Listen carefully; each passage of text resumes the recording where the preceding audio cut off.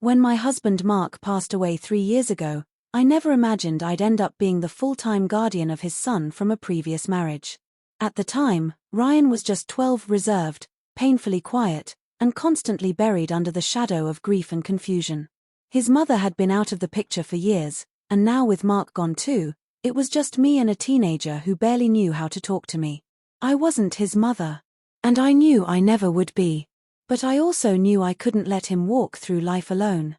I told myself I'd do everything I could to help him grow into a confident young man, even if it took all the energy I had. By the time Ryan turned 15, he had grown several inches taller, but emotionally, he still seemed to be stuck in a place of quiet uncertainty. I would find him spending hours alone in his room, barely speaking over dinner, and almost always looking like he wanted to be invisible. I tried not to push too hard, knowing that teenagers needed space, but it was starting to worry me.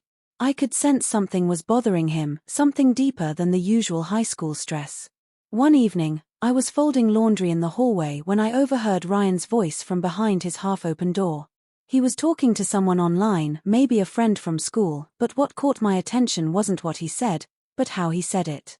His voice cracked with doubt, and he kept saying things like "I don't think she'd ever go for someone like me, and I'm not built like the other guys." My heart sank. It wasn't hard to piece it together. He was struggling with self-image, with insecurity, with being a teenager in a world that measures young boys against impossible standards of masculinity. I didn't want to embarrass him, but I also couldn't pretend I hadn't heard. Later that night, I knocked gently on his door. "Hey, Ryan, you got a minute?" He looked up from his desk, eyes wide, clearly surprised. Yeah, sure."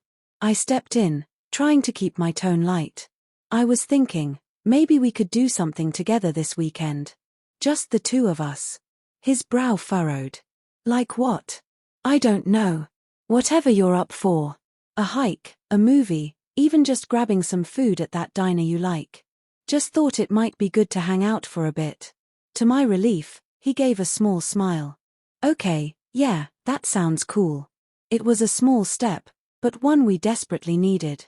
That weekend, we ended up going to a small park on the edge of town. We walked quietly for a while until we reached a bench overlooking the lake. That's when I gently steered the conversation.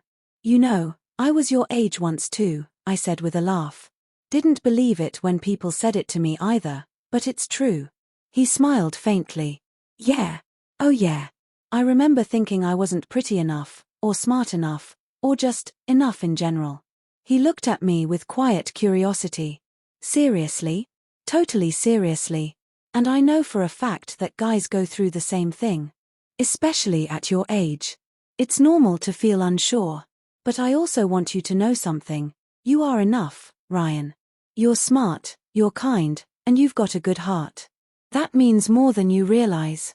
His eyes lowered. "I just don't feel like I'm ever going to measure up, you know?" "Measure up to what?"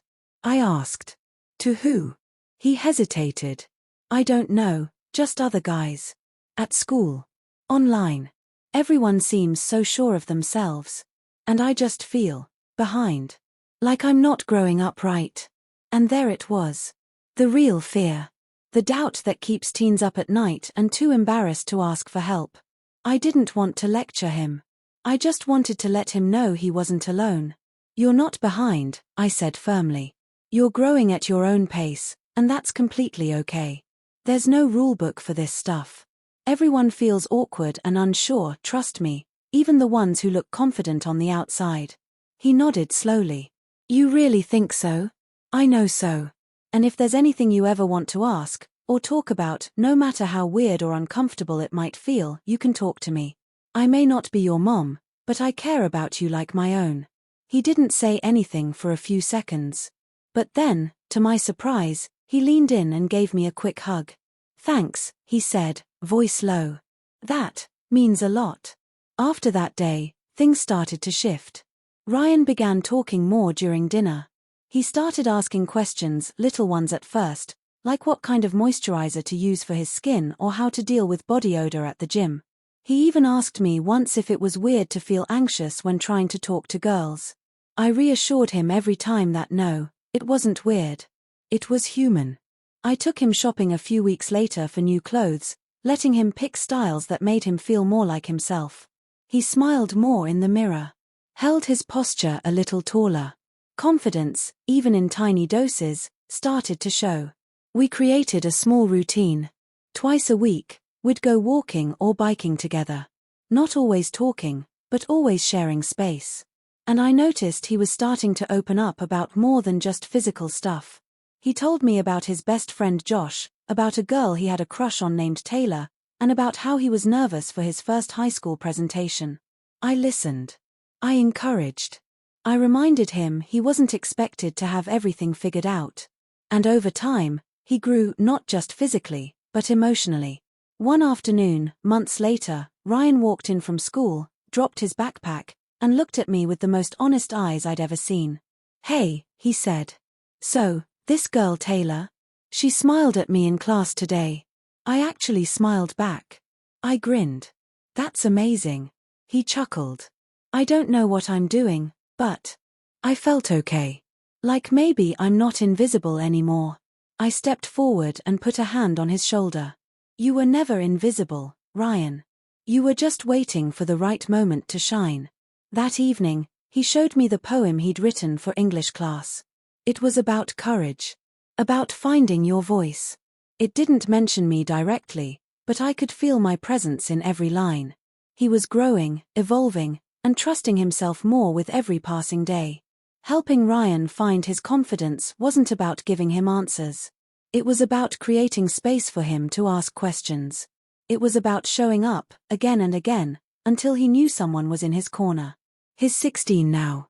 He still has his quiet days, still doubts himself sometimes, but now he knows he doesn't have to do it all alone. That's the best kind of help you can give someone, reminding them they're not broken, just learning, just growing. And that's all he ever needed.